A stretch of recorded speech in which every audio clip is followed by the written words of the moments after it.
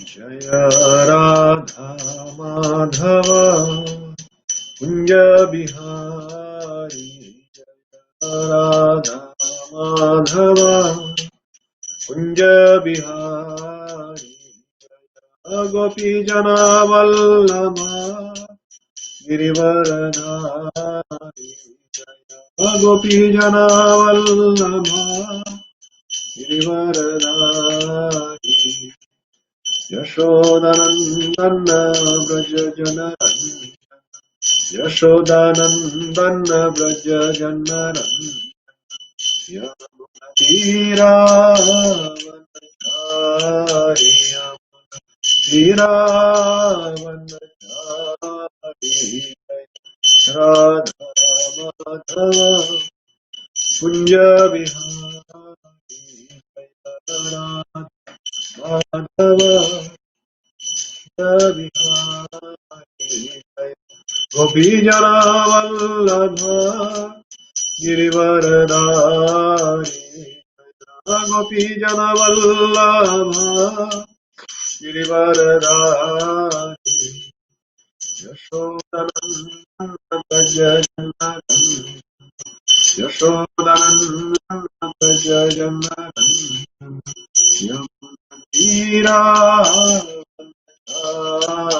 यमुनातीरावनचारि, राधा माधव कुंज बिहारी, राधा माधव कुंज बिहारी, हरे कृष्ण कृष्ण कृष्ण हरे हरे, हरे राम राम राम हरे हरे, जय राधा गिरिधारी राधा गिरिधारी राधा, जय राधा गिरिधारी राधा गिरिधारी राधा, जय जगन्नाथ जय जगन्नाथ जय बलदेव जय सुभद्रा,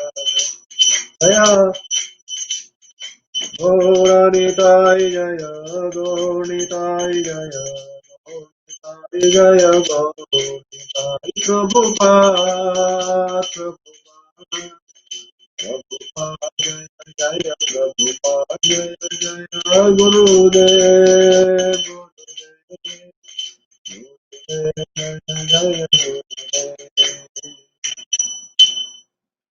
श्रीपाद परमहंस परिव्रजकाचार्य अष्टोत्तर शत श्री भक्ति वेदांत स्वामी श्रील प्रभुपाद की जय, अनंत कोटि वैष्णव वृंद की जय, नामाचार्य शिलादास ठाकुर की जय। प्रेम से कहो श्री कृष्ण चैतन्य प्रभु नित्यानंद, श्री अद्वैत गदाधर शिवासादि गौर भक्त वृंद की जय। श्री श्री राधा गिरिधारी भगवान की जय, श्री श्री जगन्नाथ बलदेव सुभद्रा मैया की जय, श्री श्री गौर निताय की जय, निताय गौर प्रेमानंदे हरि हरि बोल। All glories to the assembled devotees, Hare Krishna. All glories to the assembled devotees, Hare Krishna. All glories to the assembled devotees, Hare Krishna. All glories to the lotus feet of Sri Guru and Sri Gauranga. All glories to Srila Prabhupada. All glories to Srila Gurudev.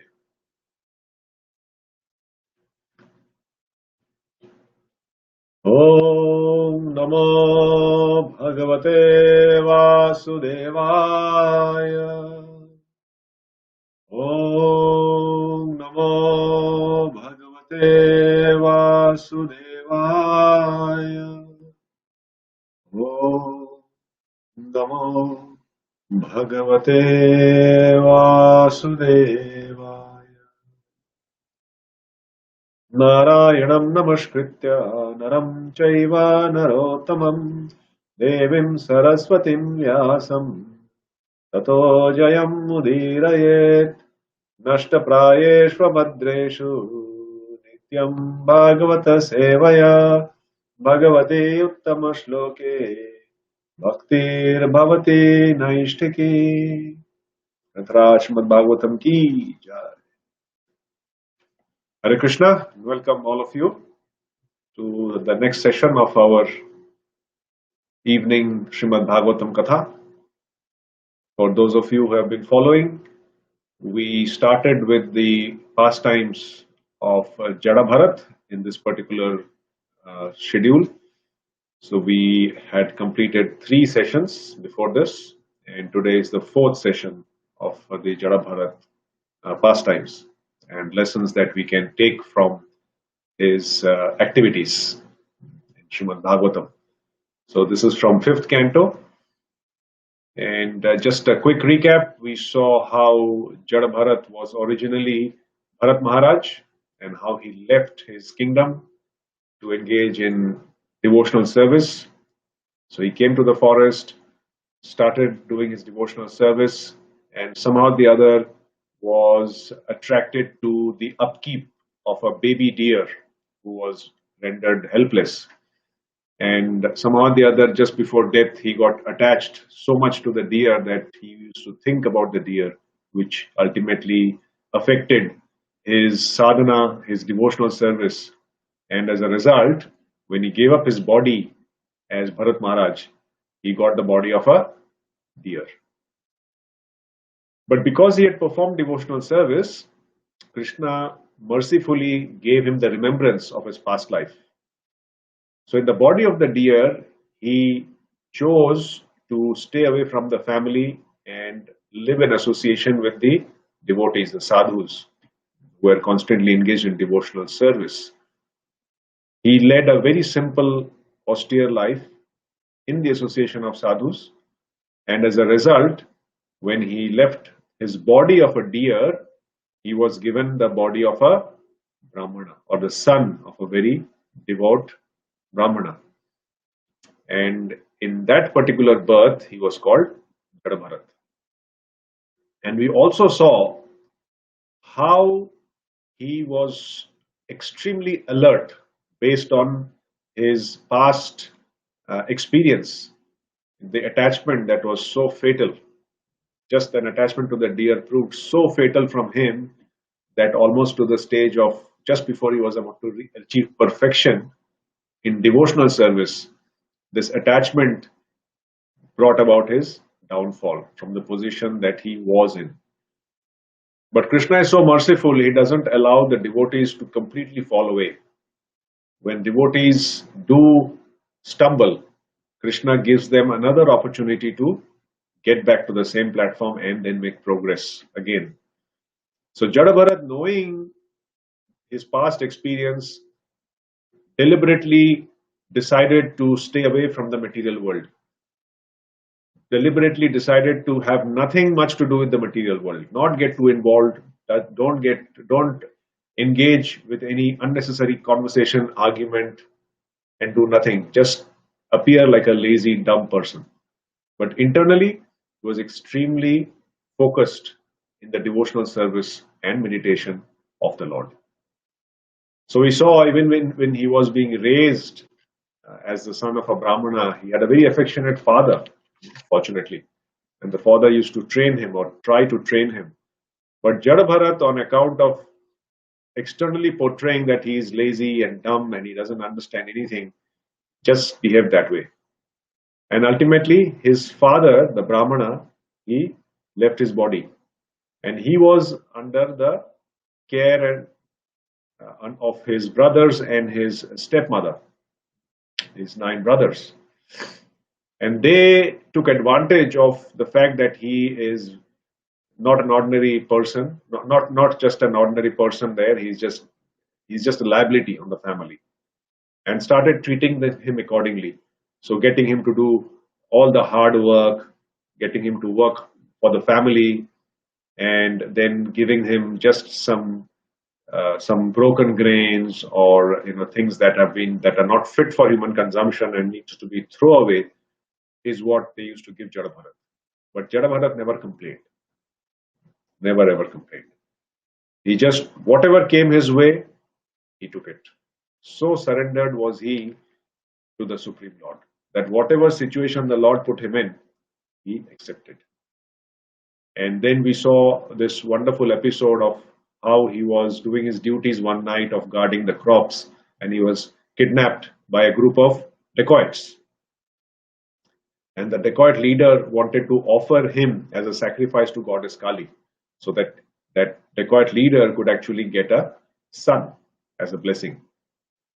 And when we heard all the details of how he was treated, how he was taken and fed and decorated, and about just when he was about to be killed, to be sacrificed, we saw how the deity burst open and Kali herself appeared, snatched away the sword from the dacoit priest, and killed all the dacoits, which was a good pointer for us that a devotee is never vanquished.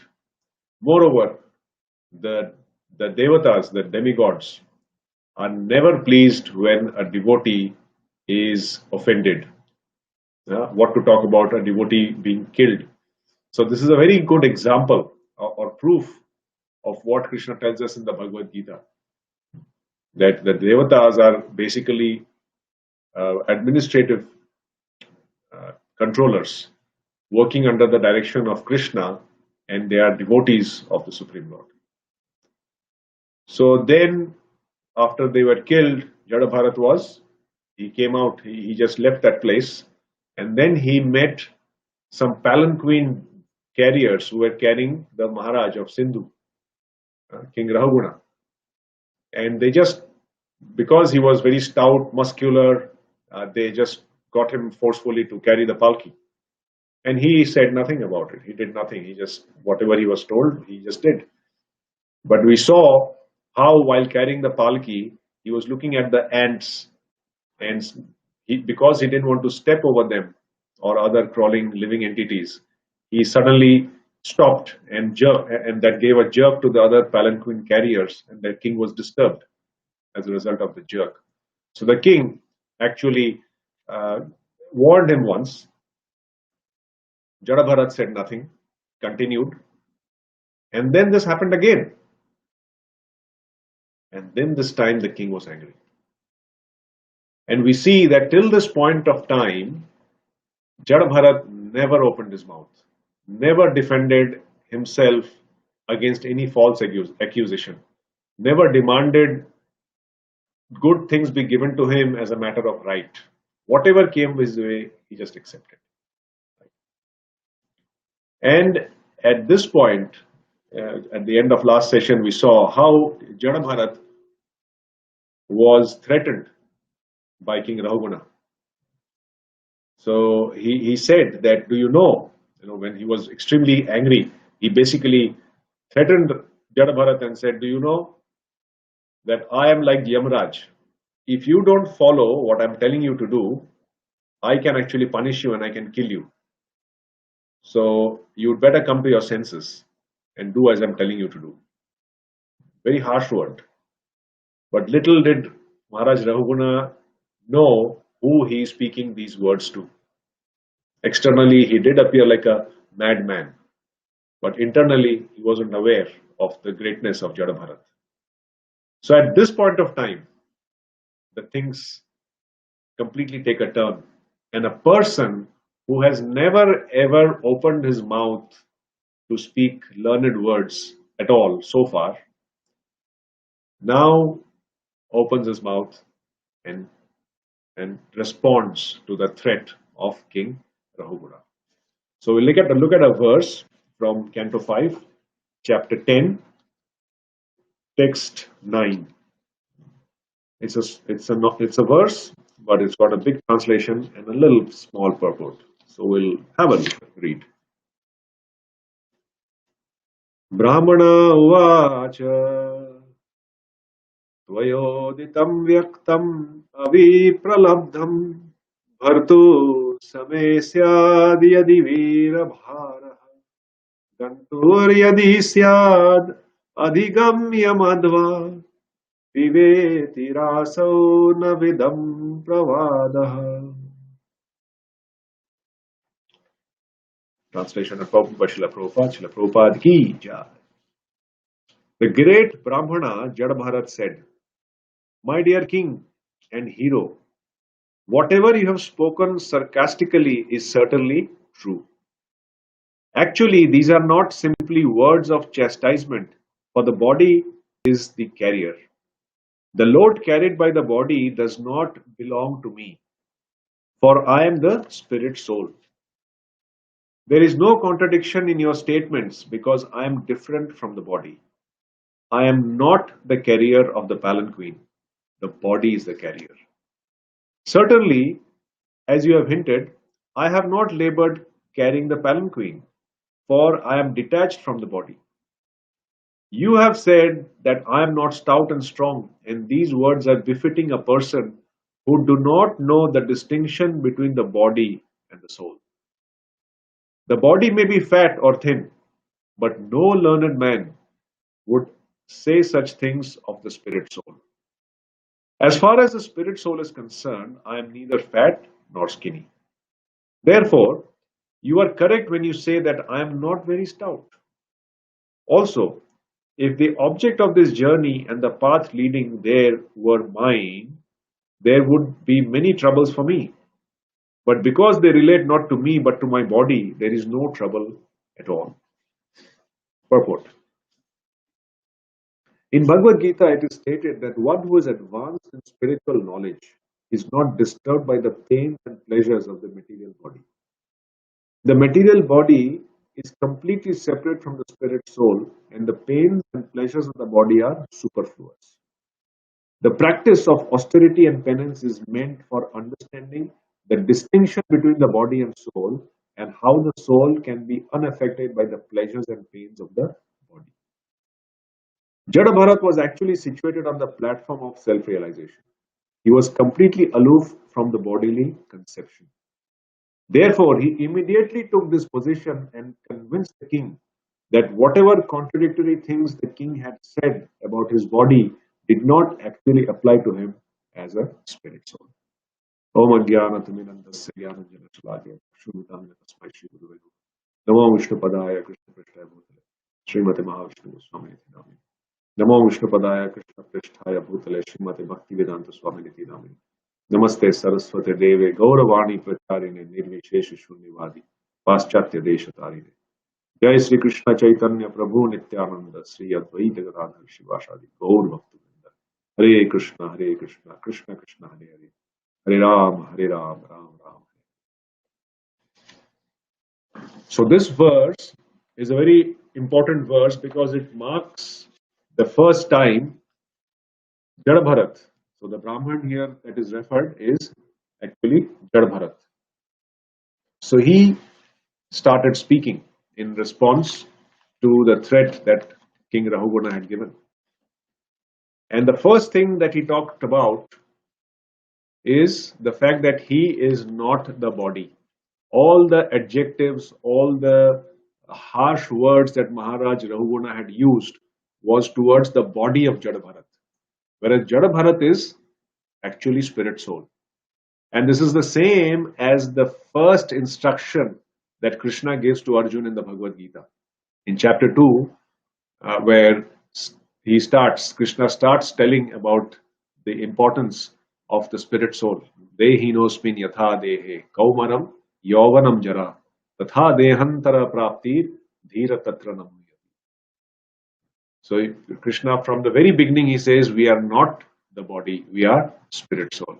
And the same argument as a devotee of the Supreme Lord, Jada Bharat is imparting to Maharaj Rahuguna. So he says clearly that I have not labored. You told me that I have not worked hard. I'm not very stout, and I've not labored hard to carry the palanquin. But actually, these are all bodily designations. I have nothing to do against them. So I'm not affected by your words. Essentially, that's what it came down to. And then he said that, see, distress, hunger, thirst, fear, desire for happiness, old age, sleep, attachments, anger, lamentation, illusion, these are various qualities of somebody who is completely immersed in the bodily conception of life. And we see that all these that Jada Bharat mentioned are things that actually trouble us in a day-to-day thing. I mean, we are all distressed.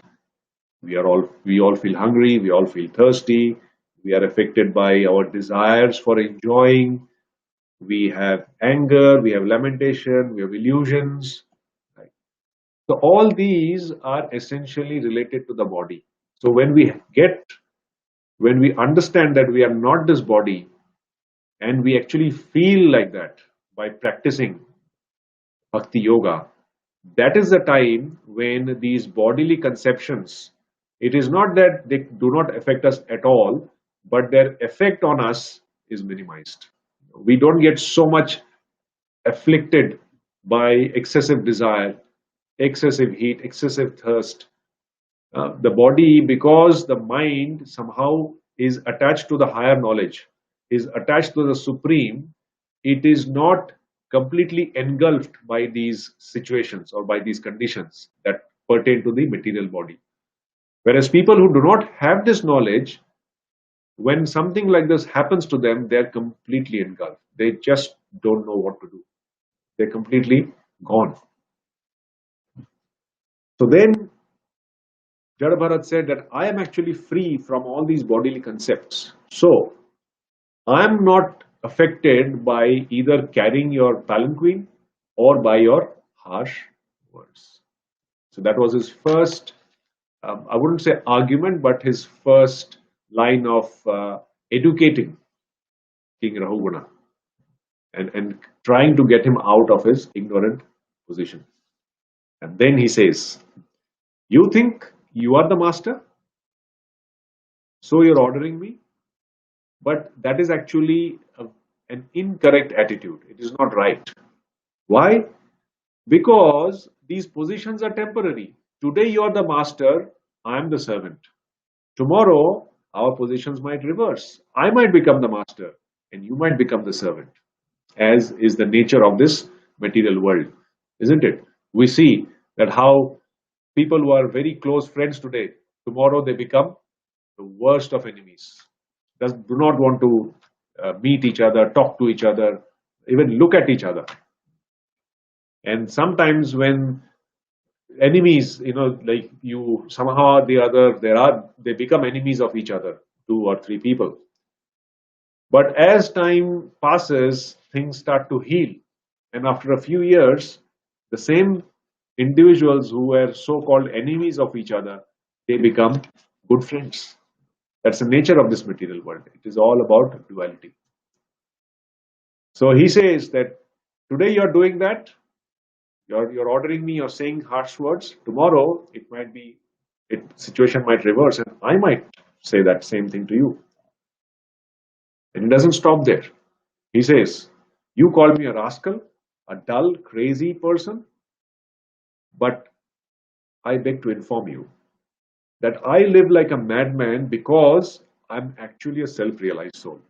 Can you imagine? Jada Bharat actually said this to Maharaj Ramana. That Jada Bharat, who wouldn't even open his mouth to defend himself, to ask for what is rightfully his, such a wonderful personality is now come to the point where he's saying that you actually don't recognize me because externally I portray that I'm a fool, but actually internally I'm a self-realized soul. What is the purpose of saying this? He says, Jada Bharat is saying that because I'm a self-realized soul and because I'm not in the bodily concept of life, all your harsh words have not affected me. Moreover, in case you still think of punishing me, there will not be any gain. You will not get anything out of it. Why? Because I'm not in the bodily concept of life, your punishment will not have any effect. You will just be punishing this body. I am not the body, I'm the spirit soul. So your punishment will be of no use. It is just like beating a dead animal. He says beating a dead horse. When the living entity is dead and you beat that living entity, what is the point? It is just useless. So Jada Bharat is putting forward this point that don't worry, you have said harsh words, it has not affected me. If you want to give punishment, that will also be as ineffective as your harsh words.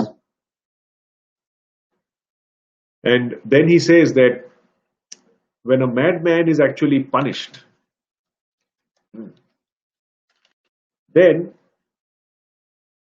it has no impact on him. Like supposing a person is mad and you give him punishment, because he's not in that state of mind, it has no effect.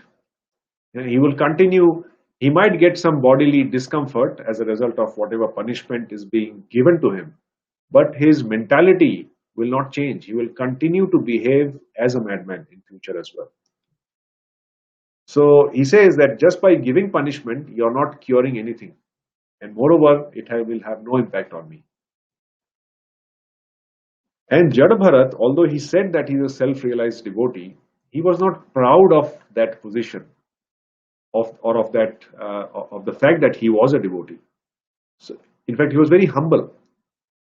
He said that he's self-realized, but actually internally he did not consider himself a devotee.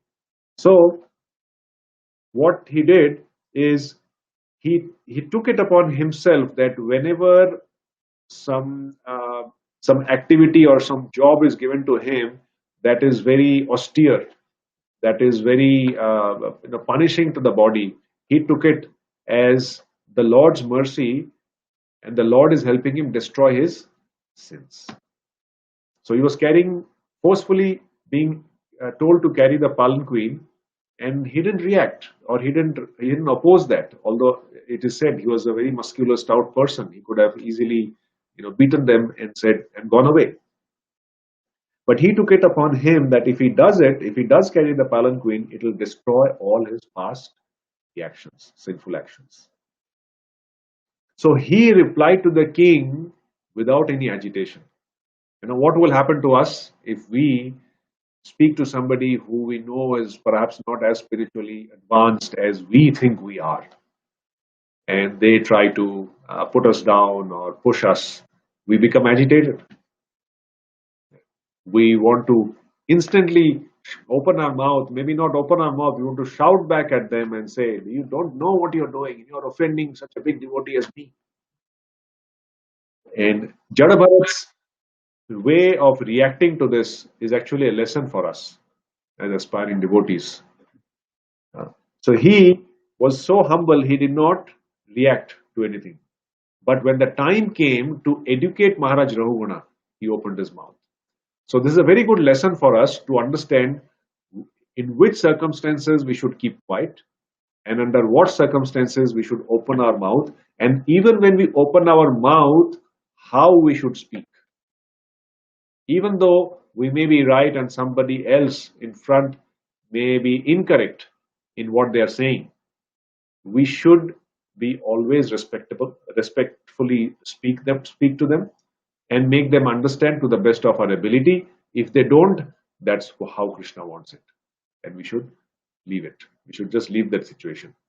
And if it gets too disturbing, we should leave the place. So this particular instance from Jada Bharat gives us a very, very important lesson. Open your mouth only when you have to, and that too very respectfully. Doesn't matter who is in front of you. So the king, so far he heard Jada Bharat. And the king, as you can imagine, he did not expect that a palanquin carrier can speak back to him like this, because remember, all the other palanquin bearers, they were very afraid, and they were telling the king that actually it's not us, it's this new guy who's jolting the palanquin and he's causing trouble. And then the king obviously shouted and showed his anger to Jada Bharat. They were all very afraid. But Jada Bharat, he was not an ordinary palanquin carrier. And then when he opened his mouth and he started educating King Rahuguna about the spiritual knowledge, Rahuguna was absolutely taken aback. He knew that this person cannot be an ordinary living entity. Of course, Jada Bharat himself said that he is a self-realized soul, and Rahuguna took that very seriously. So when he was hearing these points that Jada Bharat was putting forward to Maharaj Rahuguna, he actually understood them. King Rahuguna obviously had some kind of knowledge. And when he heard this coming from Jada Bharat, it actually slackened his false ego. You know, sometimes we have the knowledge, but because we also have a very big false ego, the knowledge that we get, or the transcendental knowledge that we get, comes under the shadow of this false ego. And we become proud of the fact that we have got transcendental knowledge and you haven't. So, this is another lesson to be learned. Like it is said, a person who speaks about Krishna Katha should be qualified. Similarly, the person who is hearing Krishna Katha should also be qualified. Only then the potency of the Supreme Lord or the potency of devotional service cleanses all of them. So it's both the speaker, the inquirer, and the hearers. So all the three get purified. There's a nice verse in Canto 10, I think in the first chapter, where there is a very nice description. Vasudeva Katha Prashna, Purusham Trin Punatihi, Prichakam Shrotrims, Vaktaram Prichakam Shrotrims, Yat Pada Salilam Yada. That all the three are purified just like the Ganga purifies the three worlds because she emanates from the toe of Lord, the Supreme Lord. So King Rahuguna, his false ego was slackened, and the material conception that he was conditioned under, that completely was destroyed. He had that knowledge, but it was covered by this material conditioning. So he got down from his palanquin. He knew that this is a person. This is not an ordinary person. He is really a self-realized soul. And he knew that by saying these harsh words, he had offended such a personality. It's very important that he realized that without any much ado. And what did he do after that is most important. He could have dismissed Jada Bharat and said, but he knew that he's a great soul.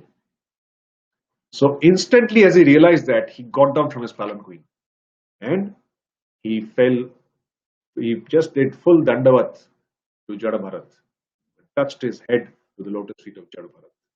And he begged Jada Bharat to excuse him for all the offenses he has committed in insulting such exalted Brahmana like Jada Bharat. And then he folded his hands and he asked, please tell me, who are you? Why have you come here to this place? It must be to do something good for us. So he also knew the fact, Maharaj knew the fact that such self-realized souls, they are sent forward by Krishna to educate such people, to bring them out of their ignorance and give them transcendental knowledge. He knew that. And this was the manifestation of that knowledge that he saw in front of him. And so he acknowledged him. And then he said that, see, I'm not afraid of the punishment of Yamaraj or the thunderbolt of Indra, but I'm extremely fearful in the consequences of offending a Brahmana. So you have basically kept the influence of the spiritual knowledge that you have very hidden. He realized the fact that actually this person is internally self-realized, but externally just a normal, dumb, lazy person. And now he understood why Jada Bharat was behaving like that or acting that way. So he says that you keep the influence of the spiritual knowledge hidden. But why do you have to wander like a dull, lazy person? You have actually said correct things. But because I'm in this material conditioned life, I could not really understand those subjects or those topics very clearly. So I would beg you, I would request you to please explain these topics in a much more clearer way. And I feel you are nothing but a descendant of Kapil Dev. So you see, when Jada Bharat first gave him the initial knowledge, King Rahuguna was in the palanquin hearing. Now, realizing that first glimpse of knowledge, now Rahuguna is surrendered to Jada Bharat.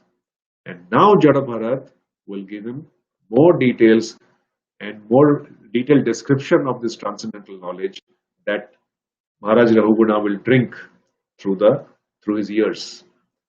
And it is exactly the same when Krishna, he was initially just conversing with Arjun very little uh, in the start of the Bhagavad Gita, till the time that Arjun actually surrendered to Krishna.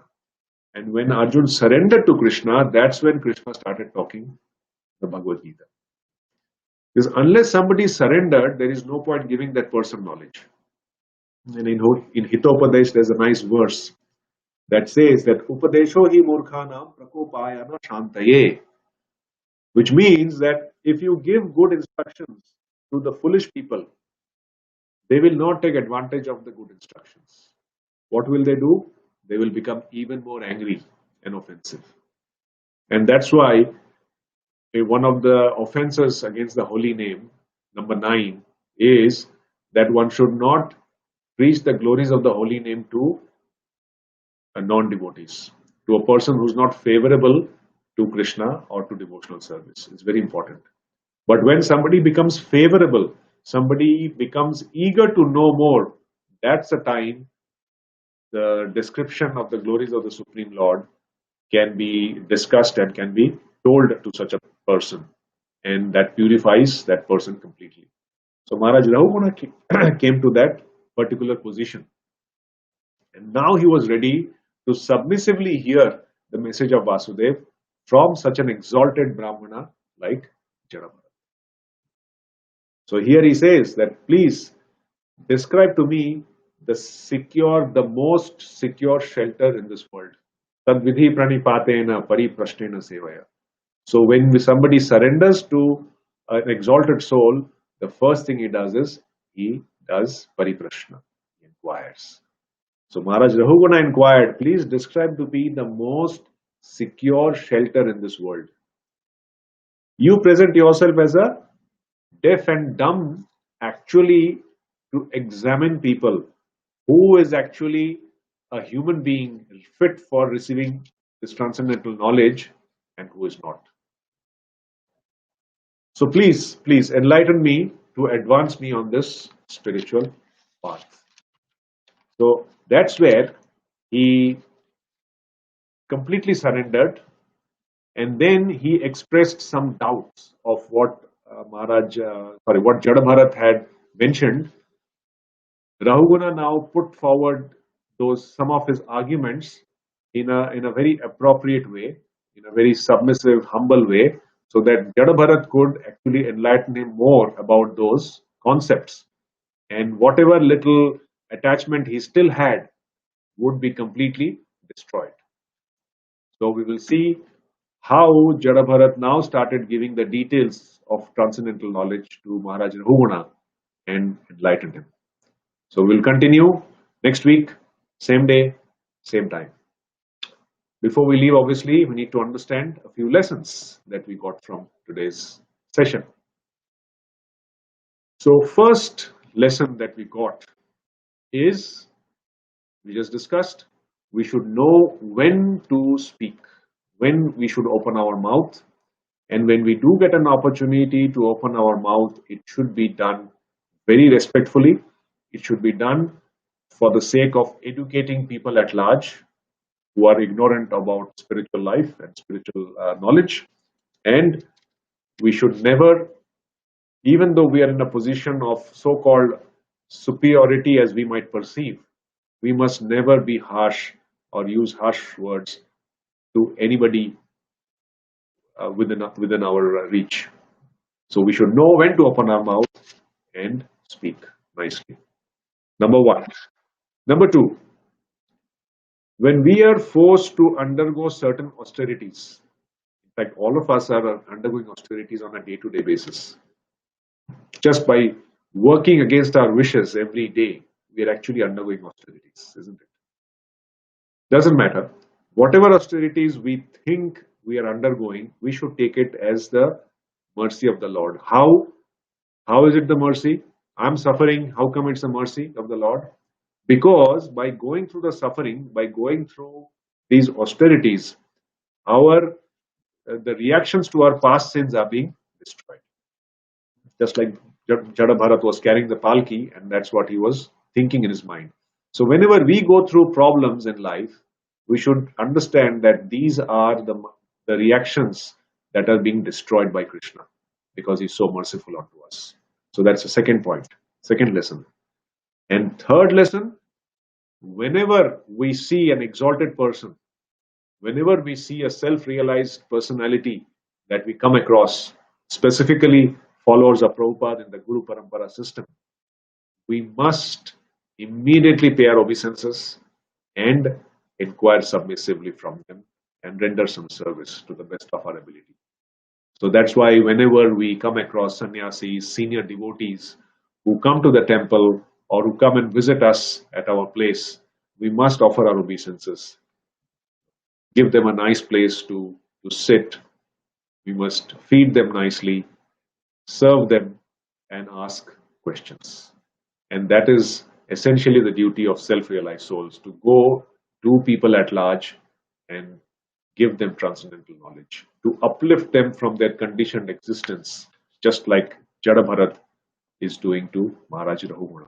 So that is a quality of a preacher who goes out there and does the highest welfare activity of pulling people from this material rut and giving them the impetus to progress in their spiritual journey to ultimately reach their final destination.